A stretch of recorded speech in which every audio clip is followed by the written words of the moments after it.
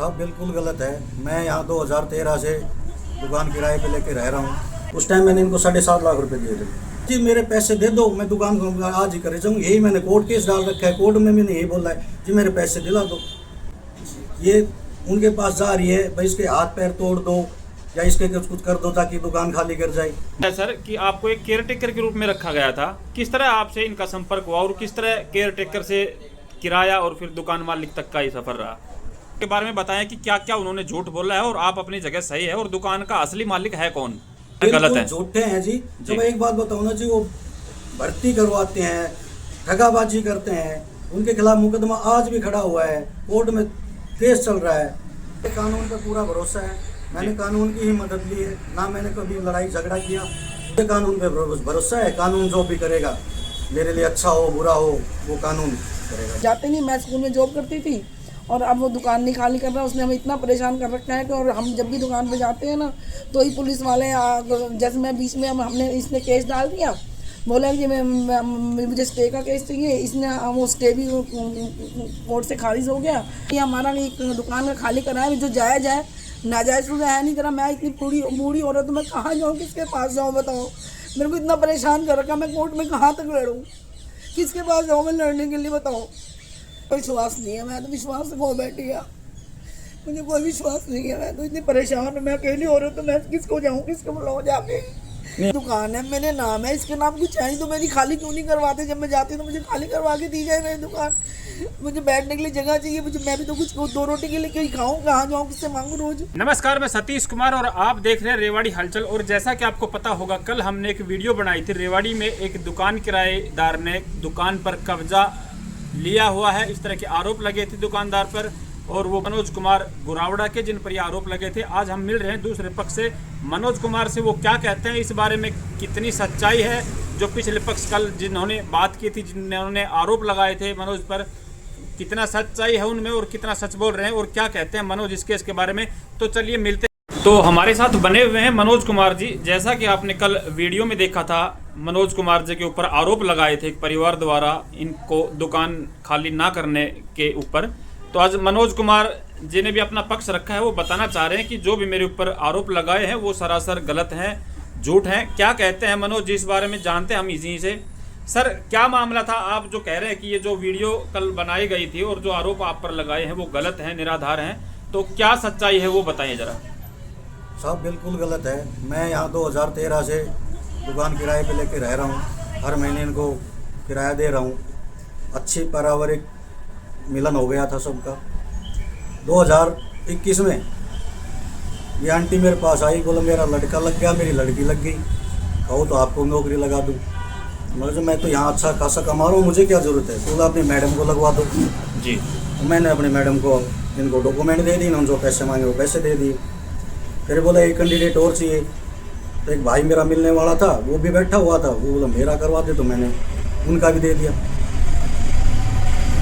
लगभग 1.5 साल तक हमें घुमाते रहे, बॉम्बे ही रखा, वहाँ 15 दिन हम भूखे प्यासे पड़े रहे। मैंने आंटी को बोला आंटी ये फ्रॉड काम है। बोला नहीं, हम आपके पैसे वापस दे देंगे। 8 महीने तक मैं फिर इंतजार करता रहा, इन्होंने कोई पैसा नहीं दिया। फिर मैंने यहाँ एसपी साहब को, डीजी साहब को इनके खिलाफ कंप्लेंट दी। उसमें इनके खिलाफ ये FIR दर्ज हो गई, मुकदमा नंबर 174, थाना शहर रेवाड़ी जी। उसके बाद इन्होंने मेरे ये 6 महीने तक गायब रहे, पता नहीं कहाँ रहते थे, क्या करते थे, मुझे नहीं पता। फिर ये इनका कोई एक मीडिएटर मेरे पास आया, बोला भाई फैसला कर ले, कैसे क्या है जो भी है। तो मैंने 21 लाख रुपये में इनसे फैसला कर लिया।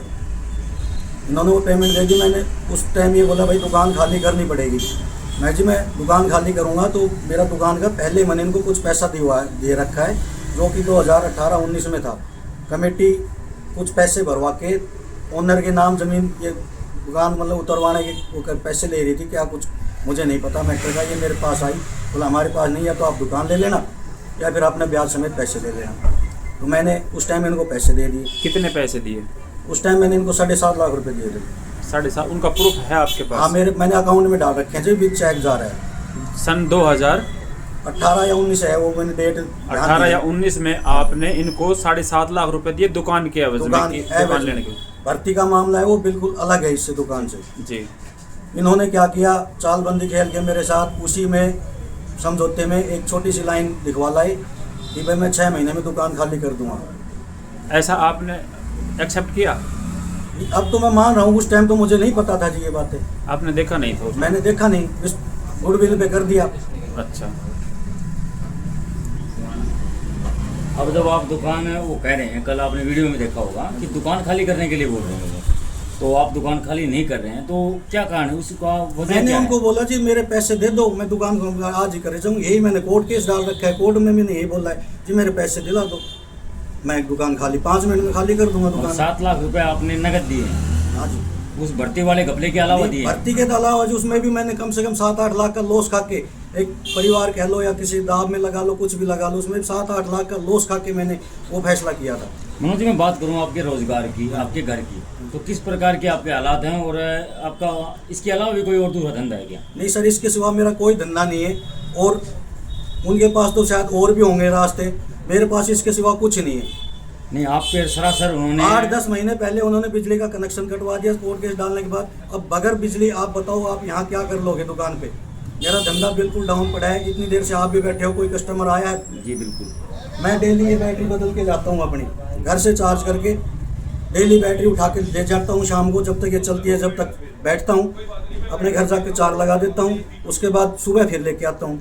नहीं मनोज जी, मैं बात करूं उनके द्वारा ये भी बोला गया कि आपके द्वारा उनको धमकाया गया, नहीं सर, उनको डराने की कोशिश की गई। मैं यहाँ तक कि वो दुकान पर आते हैं तो वो कहते हैं कि वहाँ पर भी हमें धमकाया जाता है, पुलिस द्वारा दबाव बनाया जाता है, तो वो क्या कारण है, क्या सच है या झूठ? देखो सर, दुकान पे वो ये केस होने के बाद मेरे पास एक बार आई थी, वो मैंने कोर्ट केस डाला था, तो उसकी शायद 3री या 4थी तारीख पे मैंने स्टे के लिए डाला था, तो उस स्टे एप्लीकेशन कोर्ट ने कर दी रिजेक्ट। ये उस बिहाफ पे जरूर आए थे एक दिन और आपके यहाँ सामान को छिंडाया, जिसकी फुटेज मेरे पास आज भी है।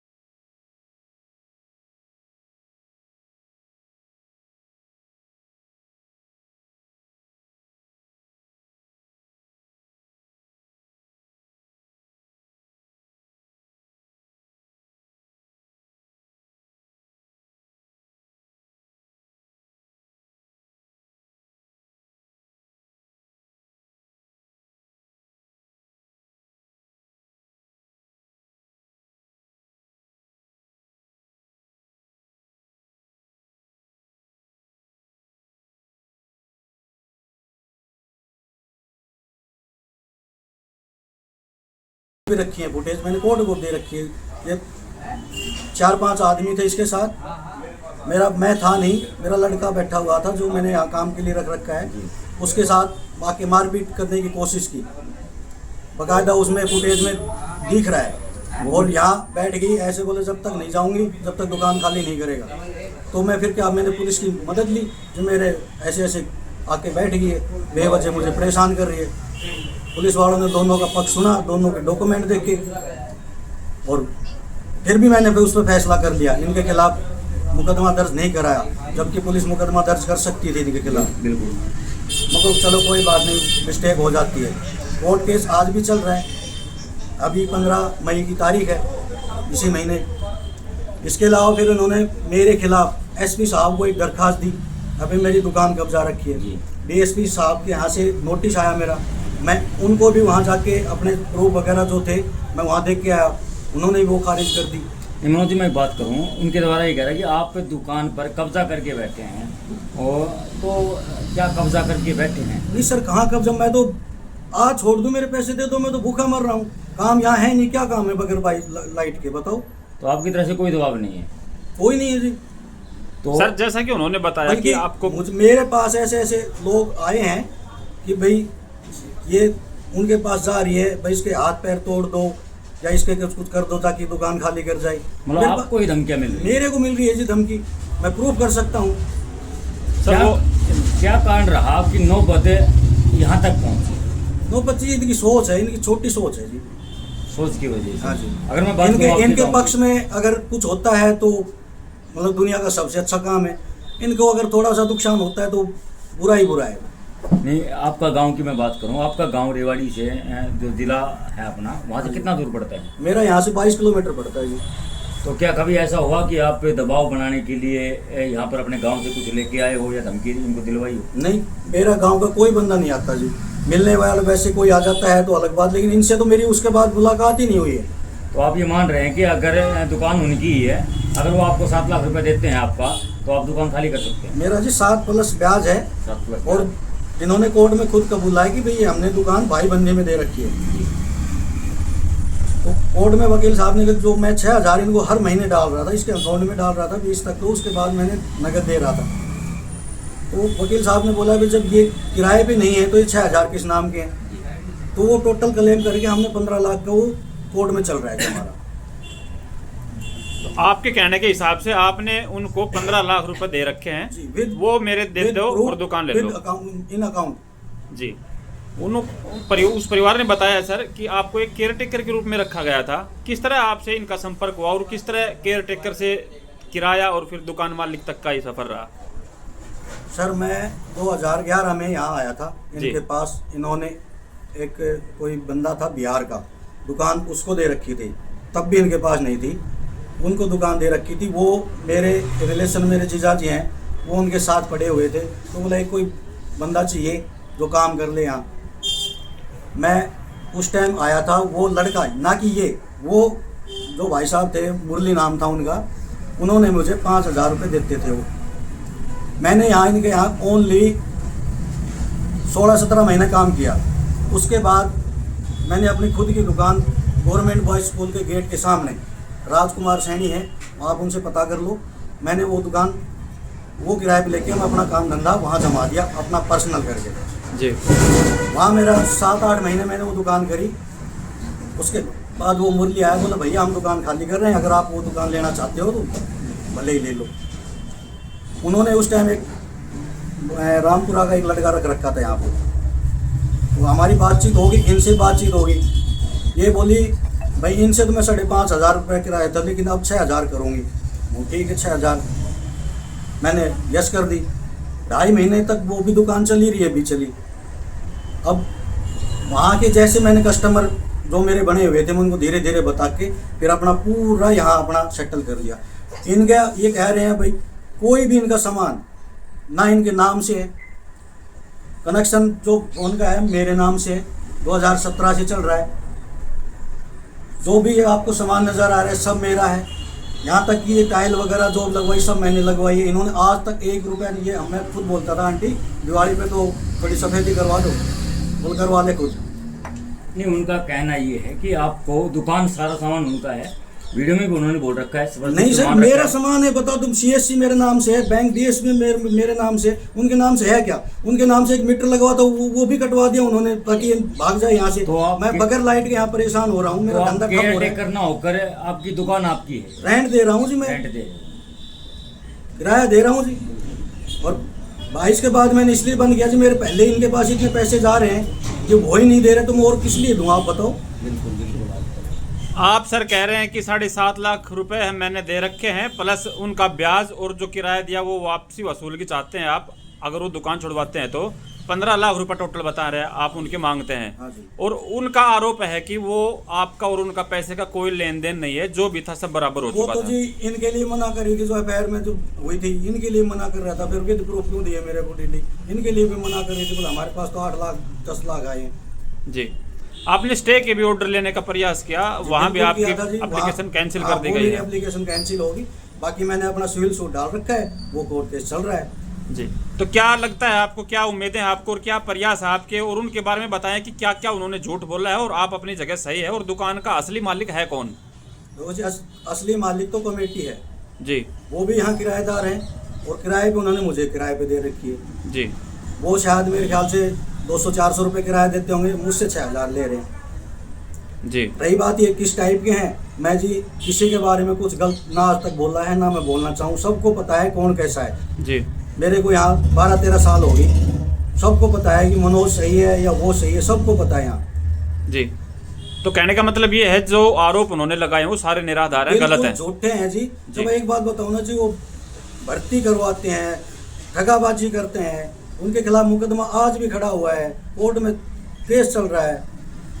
देखिए भर्ती करवाने में कहीं ना कहीं दोषी करवाने वाला भी होता है। आपने भी एक तरह से गलती की हुई है वहाँ पे, क्योंकि आपने भी भर्ती के लिए उनको पैसे दिए हैं, किसी और के भी पैसे दिलवाए बताए गए। बिल्कुल मानता हूँ मैं, जी। दोषी होता है, लेकिन एक परिवार का भविष्य अगर कहीं बन रहा है और विश्वास था इतने साल का, तब मैंने हाँ की थी। लेकिन वो तो विश्वास आपका तो इन्होंने मेरा तोड़ा है जी, जो आपका पैसे का लेन देन था भर्ती को लेकर वो आपका क्लियर हो चुका था। हाँ जी, वो क्लियर बस एक समझौते के तहत क्लियर हो चुका। जी आप उसको मतलब ये कह लो कि वो मेरा फैसला दबाव का ही था। जी। तो कल वाली जो वीडियो देखने के बाद में, और आप प्रशासन से किस तरह का आप सहयोग चाहते हैं, क्या चाहते हैं, न्याय किस तरह का न्याय चाहते हैं आप? नहीं सर, मुझे कानून पर पूरा भरोसा है, मैंने कानून की ही मदद ली है, ना मैंने कभी लड़ाई झगड़ा किया, ना उनसे कोई फालतू ऊंची आवाज़ में बात की। मुझे कानून पे भरोसा है, कानून जो भी करेगा मेरे लिए अच्छा हो बुरा हो वो कानून करेगा। आपके मैंने कहने के कानून का हिसाब सहारा दे रखा है से जी। सारे आरोप गलत हैं, आप उनके 15 लाख रुपए मांगते हो वो दे दें और अपनी दुकान खाली करवा लें, आप तैयार हैं? मैंने कोर्ट में भी यही दावा डाल रखा है जी। जी। कोर्ट में मैंने अपने आप को किराएदार ही बताया, अजी ये पेमेंट ले रखी है मेरे से, जी मैं आज खाली कर दूंगा, मेरी पेमेंट दे दो। जी। देखिए दोनों ही पक्ष आपने देखे, कल उस परिवार की भी जो समस्या उन्होंने बताई थी, आरोप लगाए थे मनोज जी पर, वो भी आपने देखे। और इस वीडियो में मनोज जी ने अपना पक्ष जो रखा है, अपनी सफाई दी है और उन आरोपों को बेबुनियाद बताया है। तो देखिए न्याय किस तरफ जाता है, क्या कहते हैं आप भी वीडियो में कमेंट जरूर कीजिए कि कौन सही है कौन गलत है, और हम इंतजार में हैं न्याय के में कि किस तरह का न्याय इन दोनों परिवारों को मिलते हैं जल्दी ही अगली वीडियो में। तब तक के लिए जय हिंद जय भारत।